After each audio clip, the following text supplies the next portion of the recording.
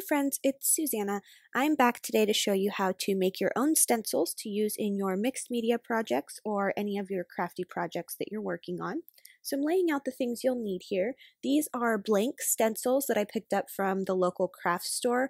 I'm showing you the name here in case you want to search for them on Amazon. If you can't get a hold of these, you can use empty blank acetate sheets that you can pick up from Michael's or Joann or whatever craft store you use. You can also buy them on Amazon. So if that works better for you and they're easier to get a hold of, go ahead and use those. You also need a craft knife, possibly a pencil, and a pair of scissors.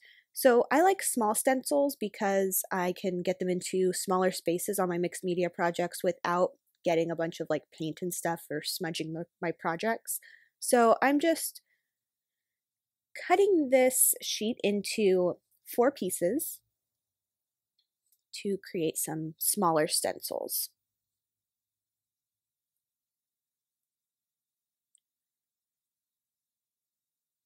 And I have a cutting mat there so that I can use my craft knife. And what I started out with was just a plain piece of paper. This is just your standard printer paper, 20-pound white paper. And I drew a pattern on it with just a standard marker. Then I am going to use some washi tape to adhere it down to the cutting mat so that it doesn't slide around. And then I'm going to use washi tape to secure my stencil piece on top of it. So this is one way to create your stencil. You can draw your pattern and then trace your pattern with your craft knife, which is what I'm going to do with this one. There are also a few different ways you can create the stencils that I'm going to show you here.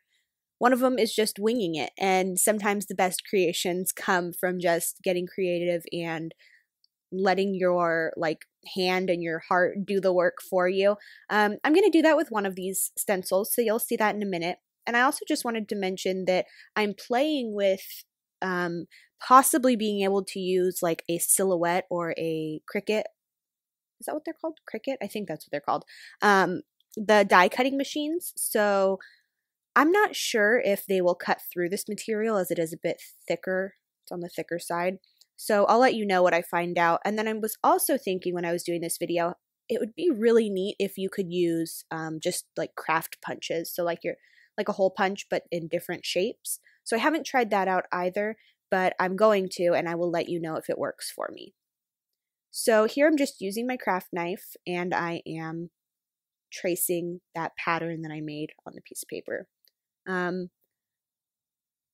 just going to let you know, I am terrible with craft knives.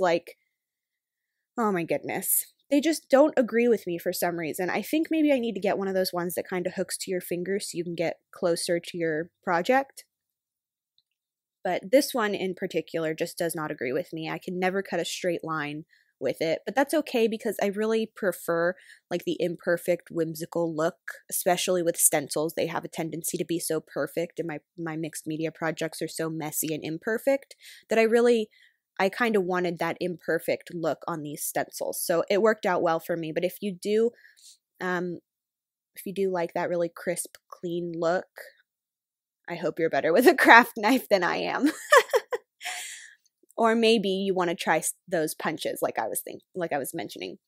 So just cutting, and in the coming stencils that I do, I'm going to skip through this part so you don't have to sit through it. But in this first one, I just wanted to show you the entire process. So you'll see once I finish up the entire pattern, I felt like they needed it needed a few more little triangles. So I just cut a few more in random places. They end up being different sizes, different angled triangles, and I really like that about doing stencils this way, is that they just become so imperfect and really are a reflection of you and your craftiness. And my style happens to be very all over the place, so I feel like it fits me well.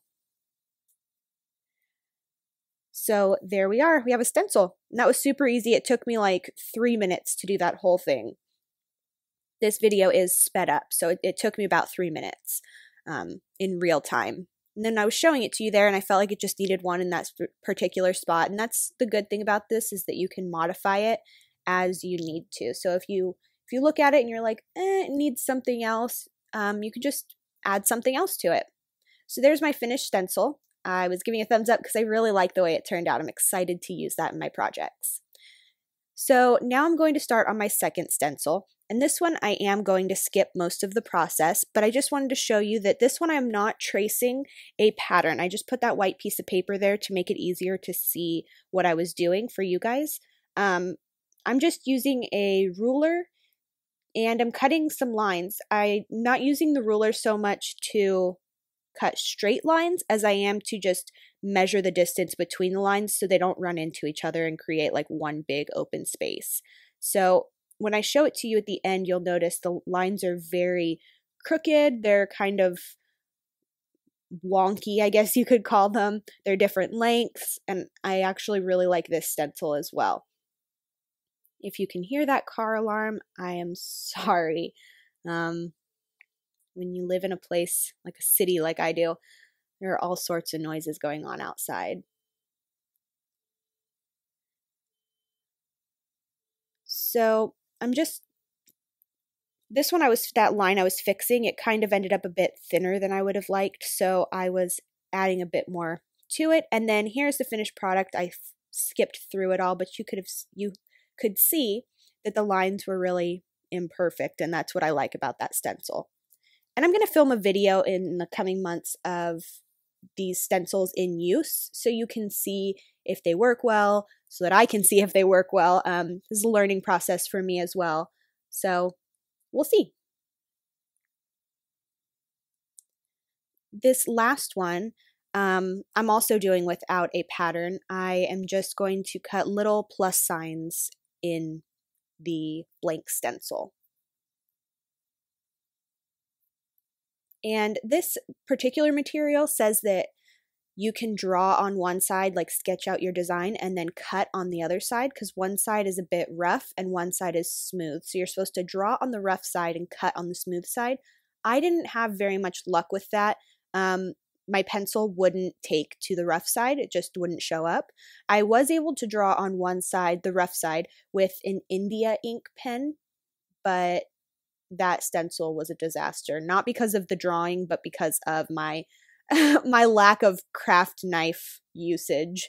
So I tossed that stencil and didn't even show you because it was just sad. But I did want to mention that you can, if you pick up this blank stencil material, you can draw on one side with an India ink pen or marker if you wanted to get a more intricate design. So I went ahead and skipped ahead. I'm going to pull out the extra little pieces that are like hanging on at the corners and stuff, and then I'm going to show you the finished stencil.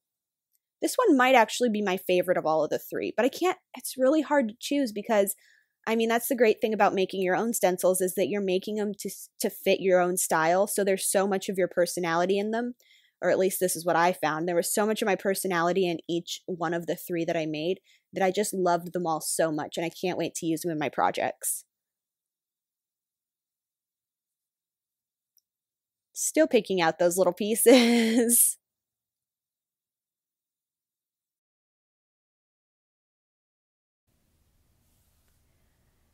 I thought I skipped through this part to save you, but apparently I didn't. All right, so whoop, almost threw my cutting mat across the room. Just clearing out the extra pieces so that I can show you my 3 finished stencils. So it's really simple. If you have any questions at all about how this process works, go ahead and leave them in the comments below and I'll do my best to answer them. I hope you enjoyed this video and I'll talk to you soon. Bye!